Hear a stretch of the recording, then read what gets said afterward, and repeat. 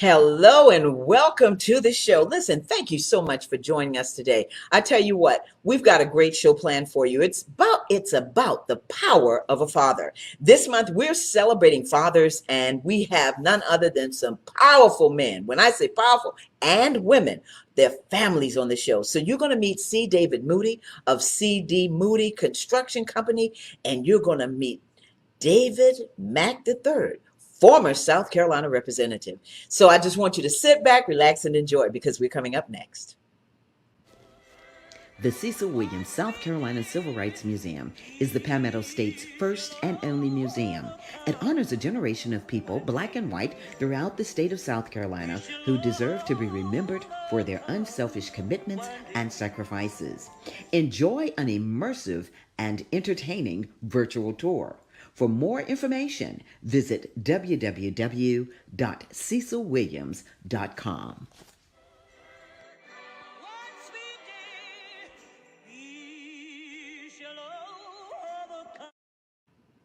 All right, as I said, we've got a great show planned for you, talking about the power of a father. And listen, I have the best fathers on today and the rest of the month. So you just got to sit back and enjoy these gentlemen because they're going to have a lot to share with you. They're very motivated. And I tell you what, I'm just excited about having them. That's all. Okay, so first, you're going to meet this man who's a father. He's a husband. He's the CEO of C.D. Moody Construction. He's an author, a philanthropist, and a man who loves to help motivate people to be their best. When I tell you he is a powerful man and a gracious man and has a beautiful wife, you're going to meet her as well. So come on out here, Mr. David Moody of C.D. Moody Construction. How you doing? Hey, how you doing? Hi, Miss Carla. It is so great having you all on the show. And I tell you what, now I've got to tell everybody about Miss Carla. She's a retired nurse. She did hospice. And I tell you what, beautiful woman. Spoke with her for the month of March. And then we're going to bring her daughter, Miss Caria. Come on, Caria, join us. Hi, Hey, how are you, beautiful? I'm doing wonderful. How about yourself? I'm doing well. Listen, I want to thank the Moody family for being with me today on the show. When I thought about who would be the men that would exemplify what it means to be a father, I thought about you, David, and then of course we're gonna meet another David later on. But I tell you what, first I just want to ask you, and this is for you, David. What do you think? What do you think of when you hear the power of a father? The power of a father's love. What does that mean to you? Well, one of the things I always like to say it a couple of ways. One, you really don't know the power of love until you have your first child. And whether you have your first child with your blood child or you adopt a child or you marry into a family, there is something about that responsibility for nurturing, loving, being there for them, and hopefully teaching them to be incredible in their own way. Mm-hmm. And I always like to make it clear for fathers, it doesn't matter if you're the blood father or the father who has stepped into that role, you still play a very, very important part in that child's life. That's right. And so, in your book, I learned a lot about you through your book, Fighting Through the Fear. And when you talk about your father and your grandfather, you learned a lot of lessons from them. And what do you think was the biggest lesson you learned from your father to help you raise your children? Couple of them. One, my grandfather was the power of love, never giving up. He came to America at 17 from British Honduras, which is now Belize. Mm-hmm. And he worked his way over at 17 on a banana boat so he could go to school. And he met my grandmother and raised 8 children in a shotgun house in Baton Rouge, Louisiana. And his was courage. My father taught me about love and the family being first. But my dad also really taught me about my spiritual connection and having faith and putting that first and also how to, save something every pay period and always to live beneath your means. So my dad and my grandfather taught me some important lessons about life and being a father and being a good husband. Yeah, yeah. And so that's why I want to switch to Miss Carla. How are you? Fine, how are you? I'm doing well, Miss Carla. Listen, I want to ask you, how would you describe David, your husband? As a father, yes, as a very leader. attentive, Mm-hmm. and shows his children love. And he's always there for the family. He always put us first, and we just love him to death. All right. But they don't listen to me.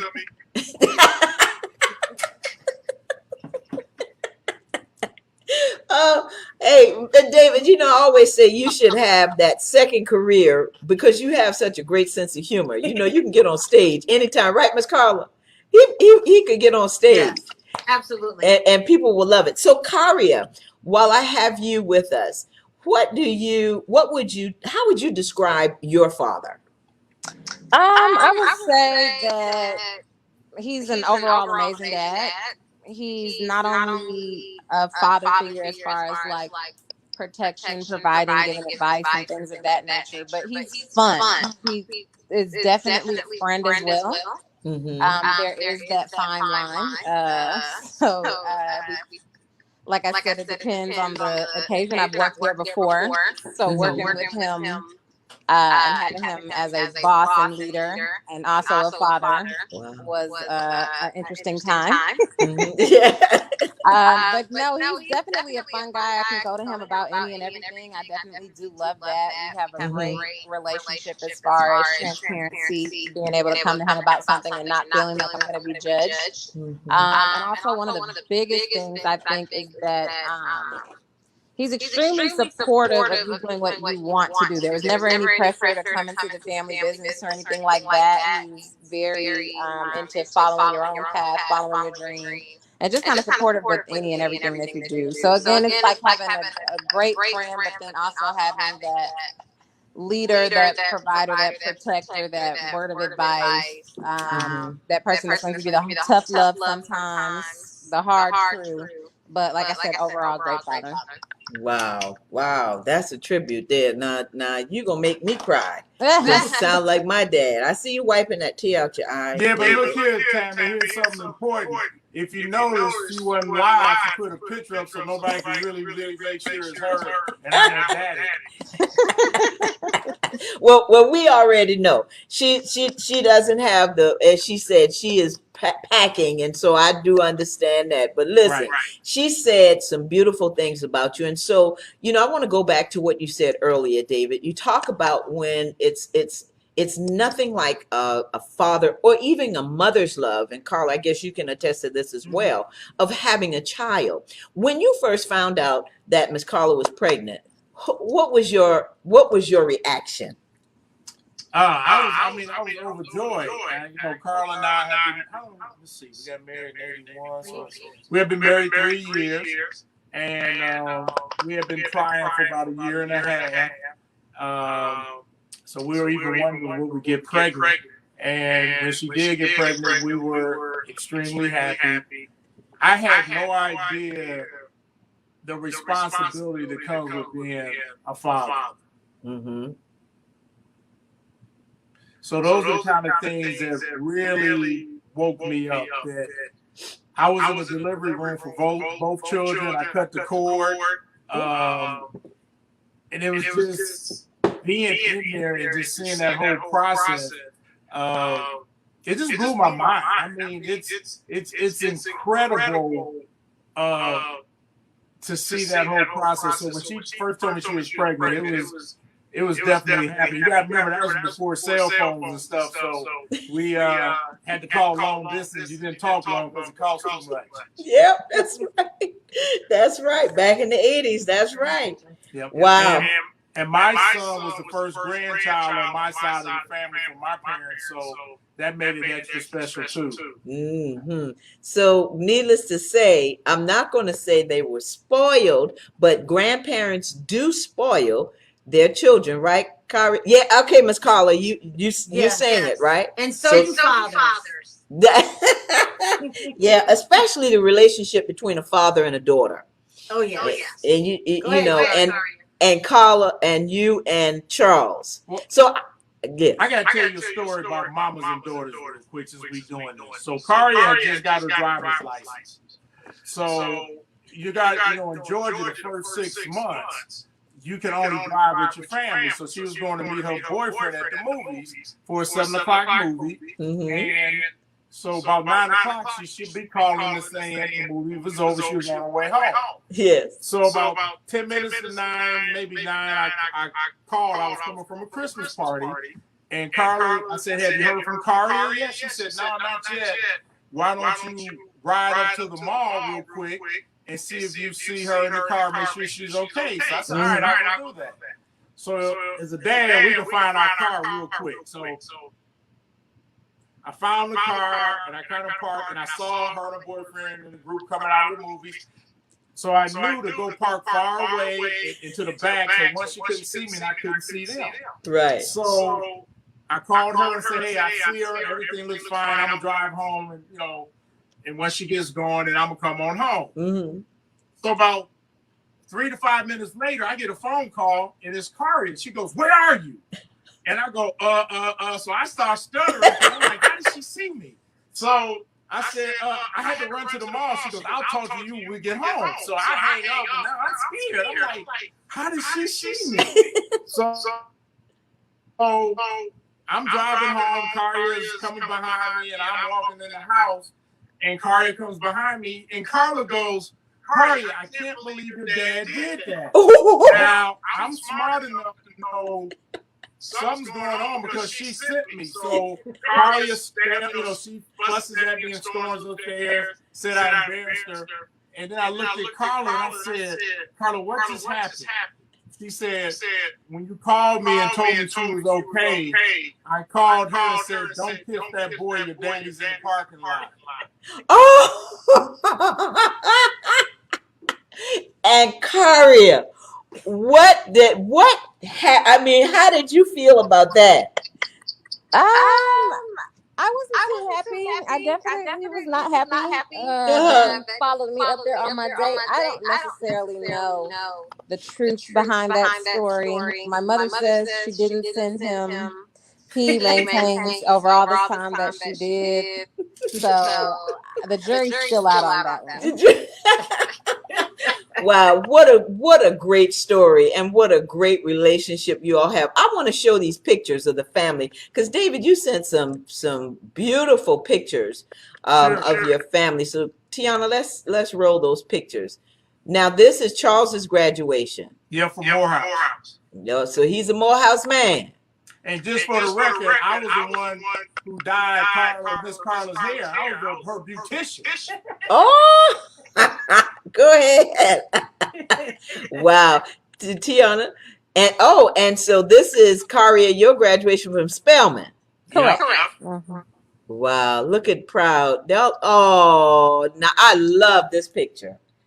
Yeah, that's our first contract at Underground Atlanta. We just started the business. Wow, I love that picture. David, you got so many likes, so many comments on this one picture on your Instagram account as well as your LinkedIn. It's a beautiful picture. And look at that, before and after. Yeah, and that's at the Mercedes-Benz Stadium project we were doing. Wow. And so was the whole family involved with that project, David? Yeah, they're both. Well, they didn't work on that project, but they're working at the company. Oh, wow. Okay, Tiana, we've got Christmas pictures as well. Look at that. All the Santas. Oh, that is an annual picture. We have to put our hat on every year. Wow. Oh. See, been doing it since then. Yeah. So, Kari, how old were you then? I have no idea. Do y'all remember? About 4 or 5. Oh, I was obviously older than 4 or 5 in that picture. Let me see the picture. I don't know. Yeah, that obviously was not 4 or 5. No, you look like you're about 6, 7. I'm about to say, men don't do well. I'm learning that. They're not great at.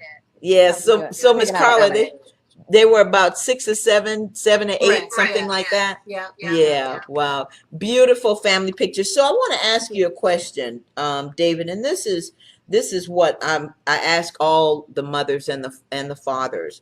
What is the one lesson that you want your children to take away from you? I think the one lesson I want them to take away from me is that you never give up on what's important to you. And that life is precious and enjoy it. But I think the main thing I want them to take away is the power of love, but healthy love. Mm-hmm. You know, don't be in a bad environment or a bad situation where somebody calls love. I think the main thing I've tried to do with Carla is show our children what healthy, good love looks like, and set a good example so they know what to expect and what they should give and what they deserve back. Mm-hmm. That's wonderful. I mean, because when I see the relationship that you all have, especially when you post on your LinkedIn page, on your Instagram page, on your Facebook page, I see that love. Like I saw y'all in the boat, driving the boat, and Miss Carla, you were the ones, the captain. I said, Yeah. go ahead, Miss Carla. Now she drives. Yeah, and that's fabulous to see that. So Carla, did, and I hope I'm not saying it the wrong way, but when you married David, did he turn out the way you expected? Well, as he tells everybody, he reached his max maturity Years ago. So, Yeah, and you all are he celebrating has a. kept me laughing ever since. And that's the beauty. That's what I'm saying. The relationship that you all have and that we see through the pictures, the many pictures that you've taken on your trips and all of that. I mean, you can see that love. Even Karia, like I was talking with you earlier about you singing. I mean, there's that love that's there in your family, and it exudes out in the world. You see it. And so I just want to say, man, I just admire you both of you so much for all that you have done and that you continue to do. So, David, the question becomes, do you feel that you have reached your goals as a father and a husband? Or are you still working on it? No, I don't think you ever truly reach your goals because you're always trying to help them go to another level. And if you're fortunate enough to have grandchildren, then that's a whole new level of fatherhood that comes in, which is just being a good father, but also trying to be a great grandfather to your grandkids, and just really being great at it. So I think it's kind of like in the movie Black Panther when he went back and saw his father. And I can't remember the exact words, but basically it was set up.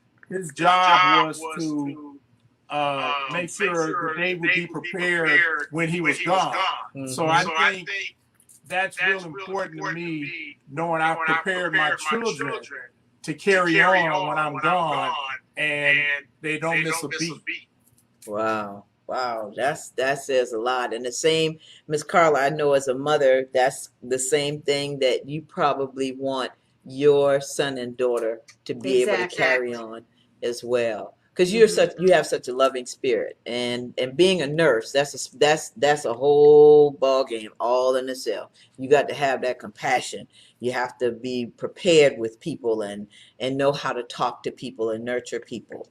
So David, I want to ask you, what would you want to tell young fathers now who may feel that they are at the end of their rope, that they want to give up? Because we know some young dads have these children and they say, you know what, I'm not going to deal with it. What do you want to say to them?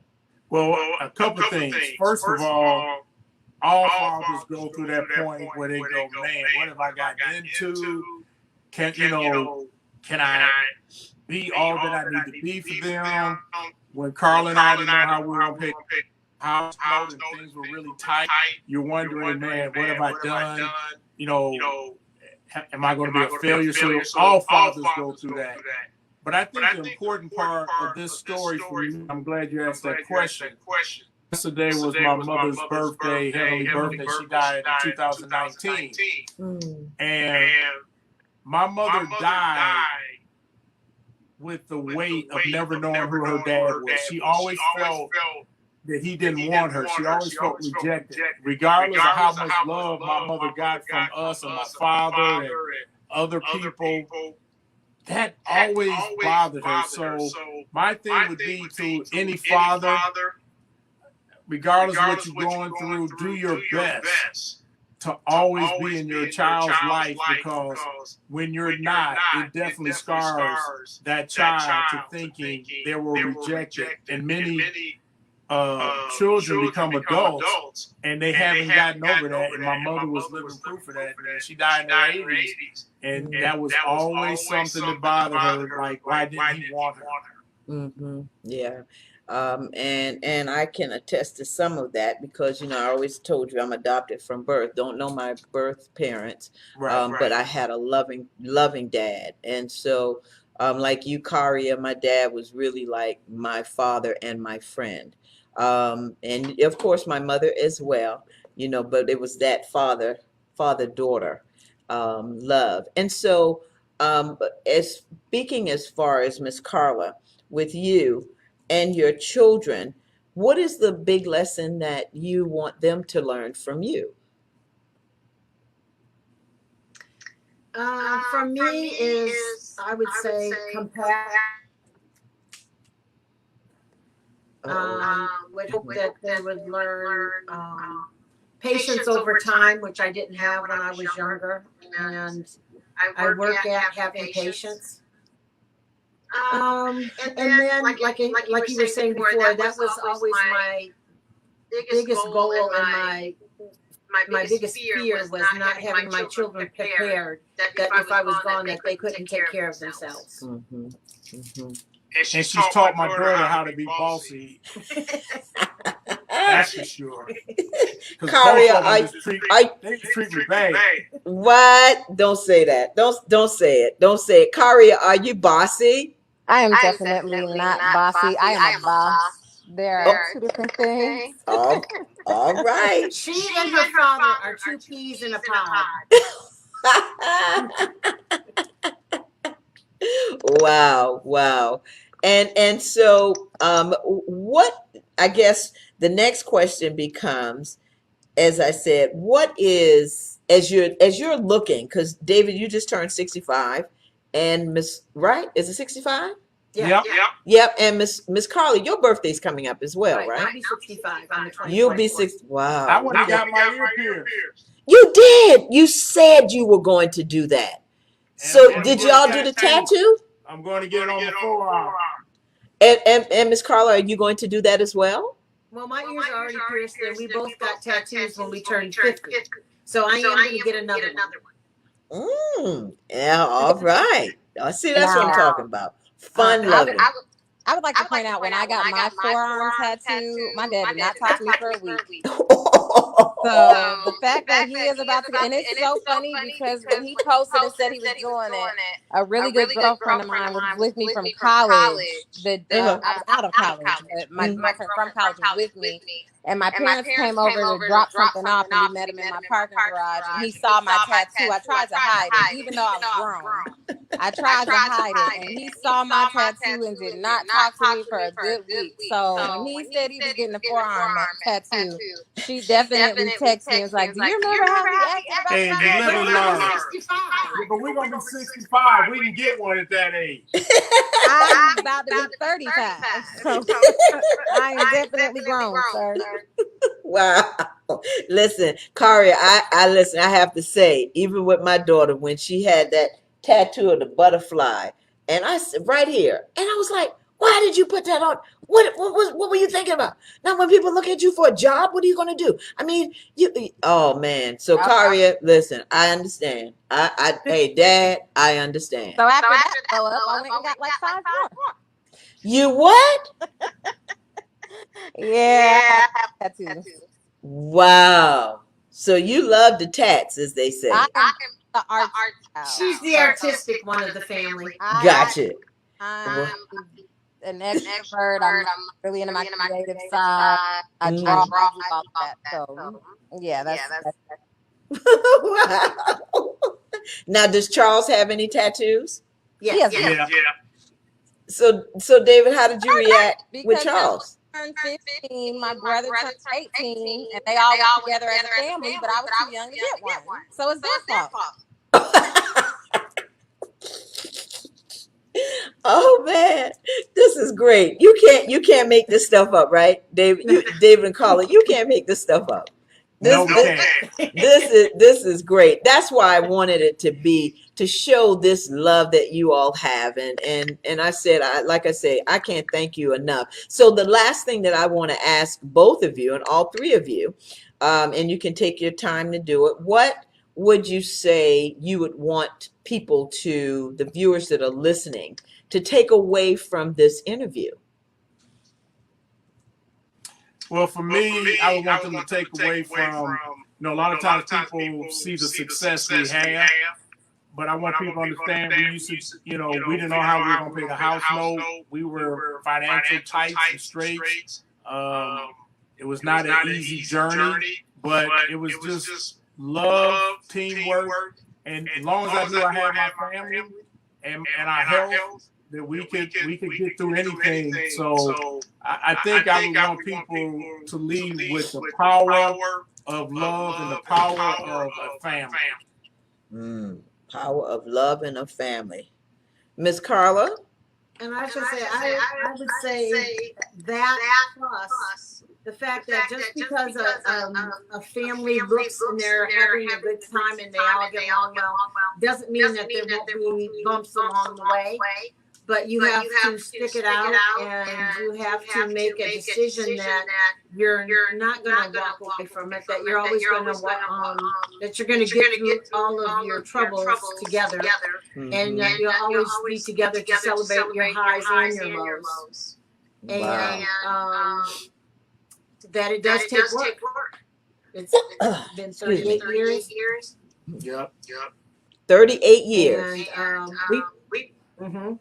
but we have, and we've had, 90% of it has been up. But there was times when he was starting the business and the kids were little that we were, we were together and everything. But sometimes our focus was like, my focus was more on the children, and his focus was more on getting the business started. And so we had to make sure that we made time for each other. And you were going back to nursing school. And I had Going back to school. yeah. So, that in itself was a trial, but together we pulled it off. Right. And I didn't ask the question about juggling the work-life balance. I mean, for both of you, and the stories that you know that we've talked about in the past and that you're talking about now, about how you worked and how you had to, save, scrimp, pay for this, try to pay for this, but that work-life balance, and you have 2 kids. It was tough. It was very tough. I mean, there are times I look back and go, man, there definitely is a God, and there's definitely teamwork is just critical, because it was just tough. I mean, so I sympathize with young couples who are going through those tough times, because we all go through them. But if you can make it through there, it definitely gets better with age. But one of the things I wanted to add that we did too that was important, on holidays, Christmas and Thanksgiving, we tell both our kids, since they finished high school, they can do whatever they want on Christmas and Thanksgiving. They don't have to spend it with us, because that was a stress that Carl and I had when we lived in Ann Arbor when we first got married, because our parents lived 2 miles apart from us. And it was always like tracking whose house you went to, how much time. And I never, ever wanted to put that on them. So Miss Caria, what about you? What do you want folks to take away from this about your dad, about being a father, and your mother? I would just say that family is extremely, extremely important. And having that healthy relationship and that support goes a long way. And that even if, unfortunately, you were not in a position where you were able to receive that type of love or that type of comfort, that's not something that has to translate when you have your family. And that at any time you can break any type of generational curse, and you can kind of have the family unit that you always wish you had. So I guess my big thing would be, regardless of what type of family you did come from, you always have the opportunity to create the family unit that you desire. So family is extremely important, and always be the best version of yourself and show up. Always show up for your family and always make them feel loved unconditionally. Girl, you gonna make me cry. I was like, that's my girly. Yes, yes. I'm telling you, so many nuggets that you all have shared with us tonight, and I tell you, I can't thank you enough for being on the show. And the last thing I'm going to ask you, because you might have changed your 3 words. What are the 3 words that describe David, Carla, and Karia? Loud. Okay. Supportive. Mm-hmm. It's funny. Those are the first 3 things that come to mind. All right. Like your dad. You said it, Miss Carla. Okay, Miss Carla. I would think that I am compassionate, loving, and fun. Wow. Look at I that. was waiting for her to say romantic.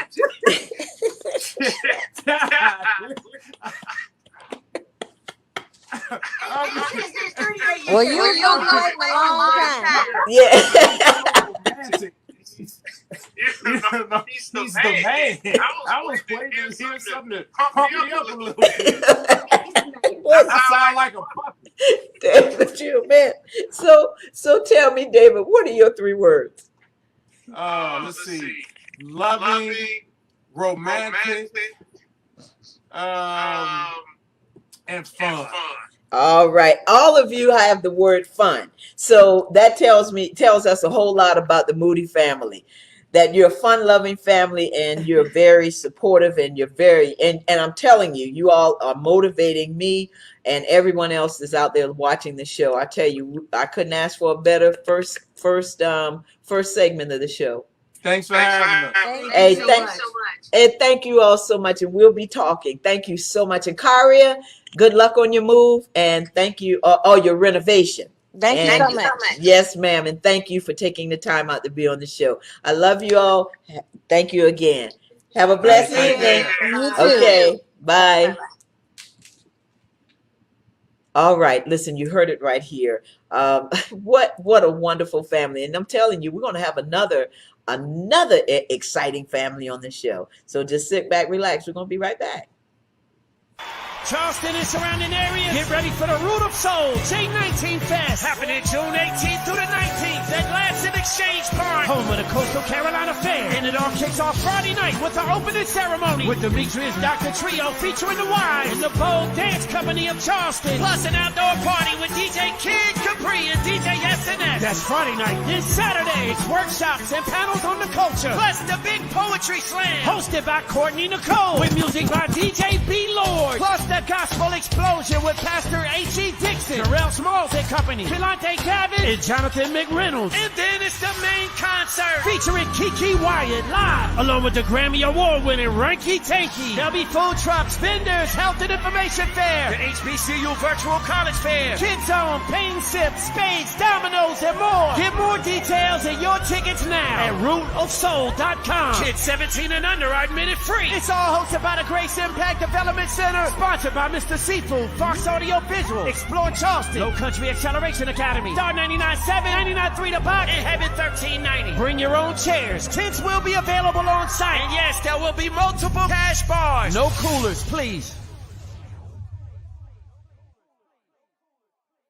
Wow. When I tell you what an exciting time that's going to be, Root of Soul J19, happening on June the 19th. Looking forward to it. All right, so we've had an exciting first segment. So this segment, this is family. He's the former representative, House of Representative of South Carolina. He's a father, a husband. He's the director of Cobra. I mean, he's a loving person. He gives of his heart, and he is my big brother. So I want to introduce you and bring you on out, and I've got the family here. So come on out, big brother David Mack III. Hi, how you doing? It's great to be here. I'm doing great. It's good. So good to see you. You know, we haven't seen each other all year. And so Daniel Mack is on the show. And of course, David Mack IV. I mean, well, listen, I've had the show full of D's today. David Daniel. Okay. So we have had a great first segment. And as I said, you're my big brother, David. And so it is just great to have you with us. I'm telling you. So let's get started. Tell us what it means to you, David, when you hear the power of a father and the power of a father's love.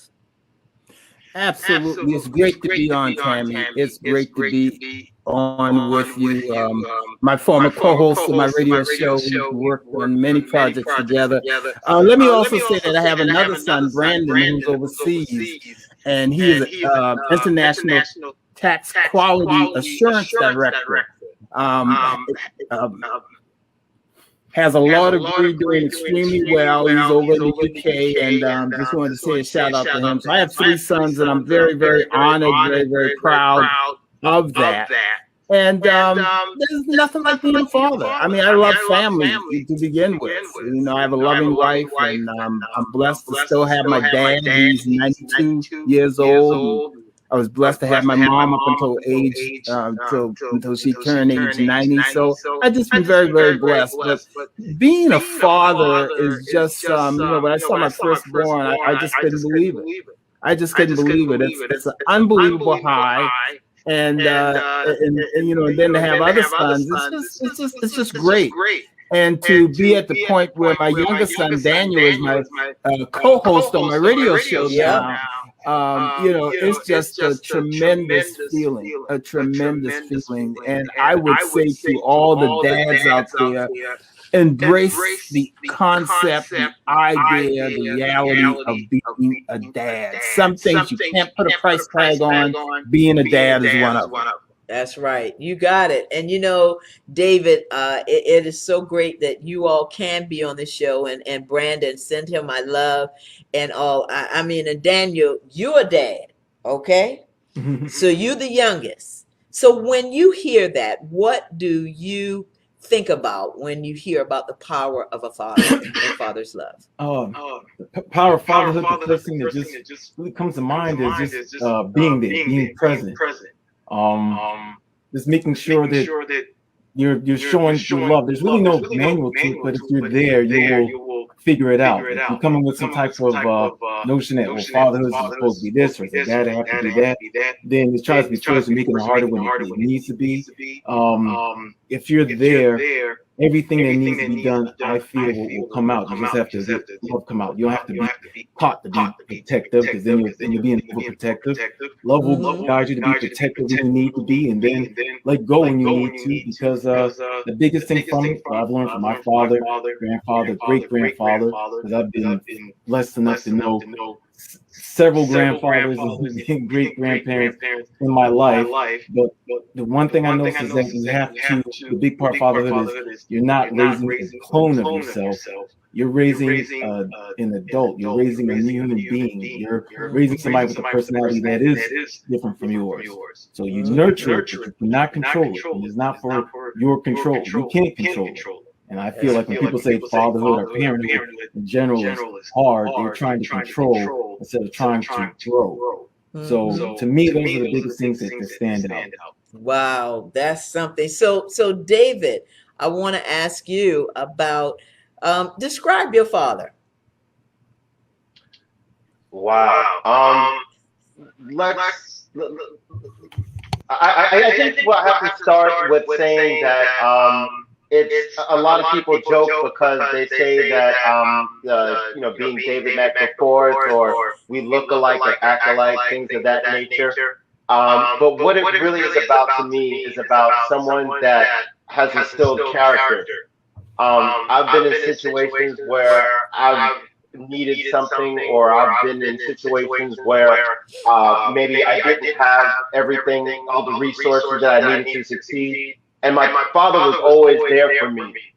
So for me, as a son, it means a lot to be able to talk about his character, and being accountable, being responsible, and really just also being able to show that dynamic of strength and also vulnerability. You know, just being able to talk, being open, and you know, and you can see that through his career path.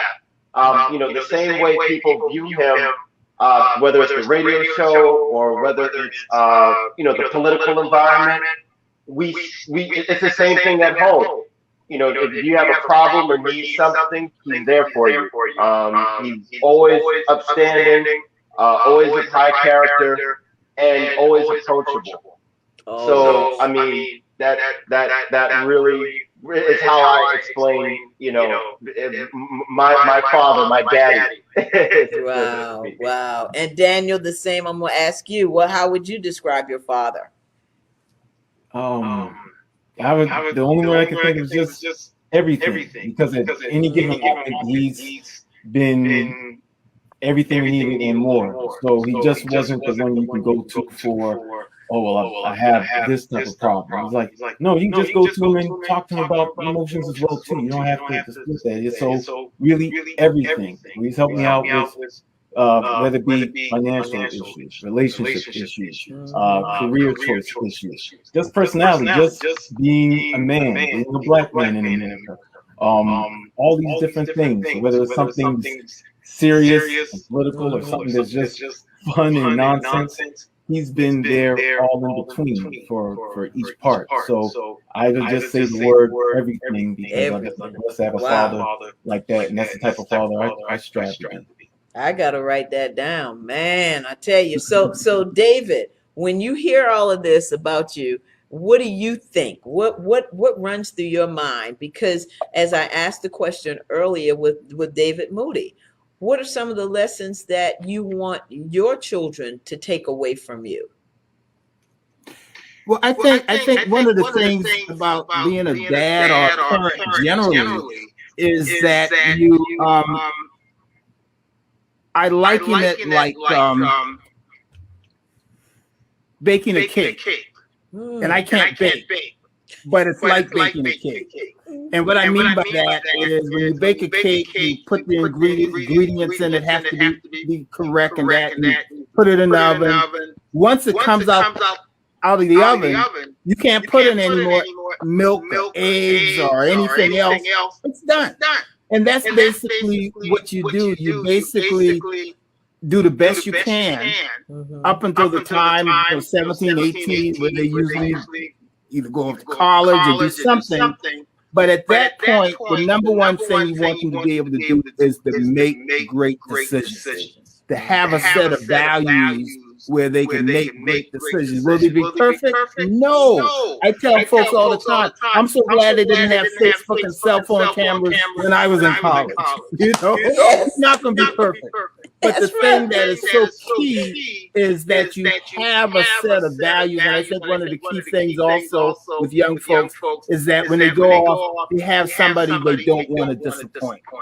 You know, and I've watched your daughter Catherine grow, and it's the same type thing where, you know, she operates in such a way with certain values and whatever. Her grandparents, both of her grandparents, a set of values that they can make good decisions. That's what you want to happen. And I know when I went off, I didn't want to disappoint my dad or my mom. Yeah, I know the truth. When I went to DC, I was like, Lord, I can't come back. That first semester was rough. And I said, I can't go home. Let me go to summer school and straighten this out. You know, that first semester in DC, I'm telling you. Like you say, Dave, good thing they didn't have cameras and cell phones. That's all I can say. So let's talk about this, Dave. Mr. Mack is still living, 92 years old. What's the biggest lesson or the greatest lesson that you learned from him? I think one of the, I think a lot of folks, with the television shows that are on, you have fathers giving these long speeches and what have you. And I think basically the relationship, watching how they act. I watched how he treated my mother with respect. I watched how he conducted himself.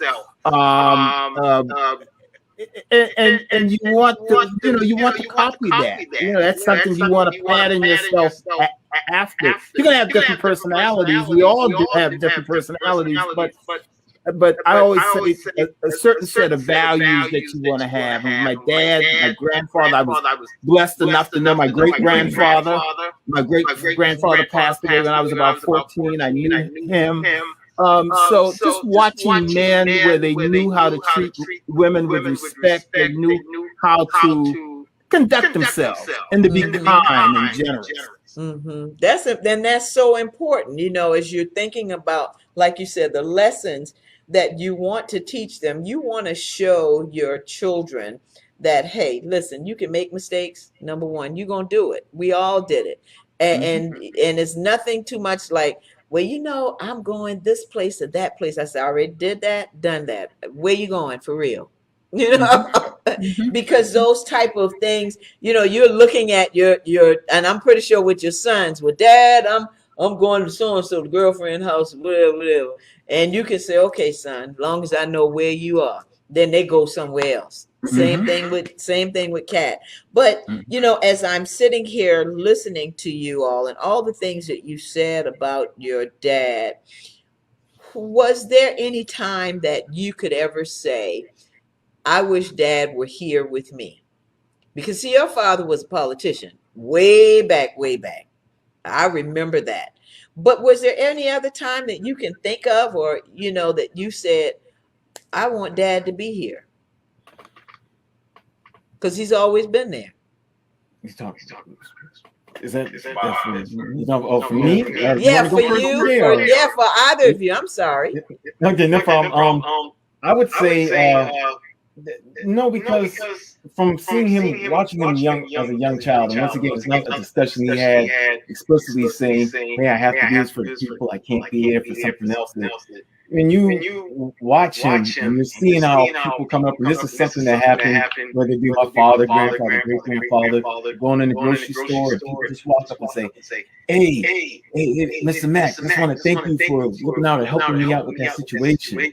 Or, hey, Mr. Mack, you were the best teacher we ever had. Or, Mr. Mack, you helped us out with that job. You helped my son with job. You're seeing this constantly, and even as a young child, you realize there's something bigger than you. So if he's your father, who's always been there for you, is going out and helping others, then at some point you have to become strong enough to help others yourself too. That's right. So if there was ever a time where I just like, man, I need to speak to daddy, or what would he do? He laid such a strong foundation that if I couldn't reach him in that moment, I had enough. I could feel his presence, and that's what it's supposed to do. One of the lines from Black Panther, the movie, love that movie more than a superhero movie, is when the Black Panther, in his character, his father died in another movie, but he went to visit him and his ancestors, and Black Panther's father said to him, the whole job of a father is to prepare him up to a point where he doesn't even need him. You'll always have love for him and want for him, but you'll never need him. That's a point where you know that you've done your job. So I feel like that was happening, and once again, it was very organic, nothing planned. But when you see him in action, you know that he's doing for others, then there's no time for me to fall back and feel bad for myself. I feel like, well, it's time for me to step up and do the same thing. So that's how I always looked at it. So I always felt like he was there with me. Well, and for you, David, the fourth? I just simply want to say that it not to sound too general, but for me, Dad has always been there, and it goes back to the way that he really raised us. One of the things or I would say the balance that he has that I've seen is very difficult to do is that he supports you, but he also gives you the independence to make your own mistakes, right? So he's not the, like, so I'll give you an example. You know, going away to school, there were a lot of my classmates who were, you know, always on the phone every day with their parents. Everything that might have gone wrong, they were always calling. You know, needing this from dad, needing this from you know, granddad, whatever the case may be. And that's a blessing. I'm not saying that's a bad thing, but one of the things that, you know, that Daddy has always taught us is that balance between knowing he's there, but still being independent. You know, he's like, if you need anything, let me know. But then at the same time, you know that he's instilled the things within us to be able to move forward. So he's always there. He's always there. Maybe, you know, physically there in the flesh. No, you know, I haven't lived at home since I was, I moved out when I was 18 and went off to school, and then I, you know, lived away from home there. But whenever I come back, it's always right where we started, you know. And I think that's a credit to the way, you know, he raised us, whether it's through school, through sports, relationships, whatever it may seem, or whatever it may be, rather. He always had that balance of, you know, like I said before, I support you. If you mess up, you know, just let me know.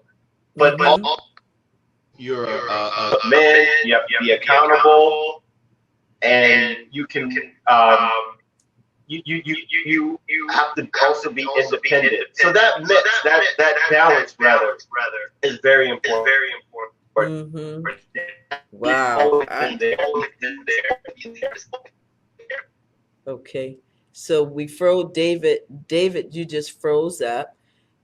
And so can you speak again? Oh, yes. Hello? I'm sorry. Yeah, no, you just froze. Yeah, you just froze right at the end of your last last three words. No, what I was just simply saying was that it's a delicate balance, and I don't know how it's done. Maybe it's character, but my dad has always put us in a position to know that he's there for you know, to support us if something goes wrong. But at the same time, he gives us a sense of independence, where we can go and do things on our own. You know, it's a difference between someone being a support and a parent being a crutch. And that's one of the things that he's taught us. Wow. David the third, I tell you what, to hear your sons talk about you like this, my big brother, I'm trying to hold back the tears. I thought it was bad on the first segment, but this segment, to have men to be able to talk about what their father is like to them and what he has taught you. So David, I want to ask you first, before I ask you, Tiana, let's show the pictures, because I don't think the sons have seen these pictures in a while. All right. Look at that. Wow. My God. And there you go. There goes Brandon. Yeah. Wow. Wow. Beautiful pictures. And for my sister Cheryl, just give her my love. Tell her I said, wow, I love her so much.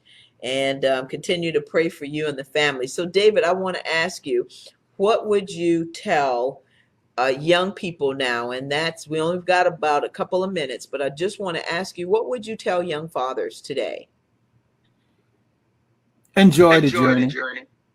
Enjoy the journey.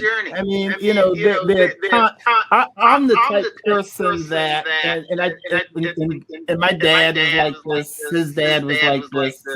You know, and I see a lot of fathers are like this. They enjoy being a dad.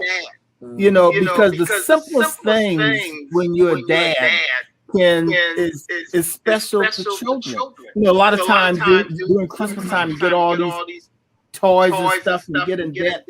And then at the end of the day, You put the child's real small. You put them in the box and push them around and make a noise. They enjoy that, and That's you right. enjoy that. You enjoy the look on their face. One of the toughest things about me, the toughest things right now with the pandemic and going out wearing a mask is you're not able to smile at children. I love to be in the store and you see small children and they look at you and you're able to just give them a smile.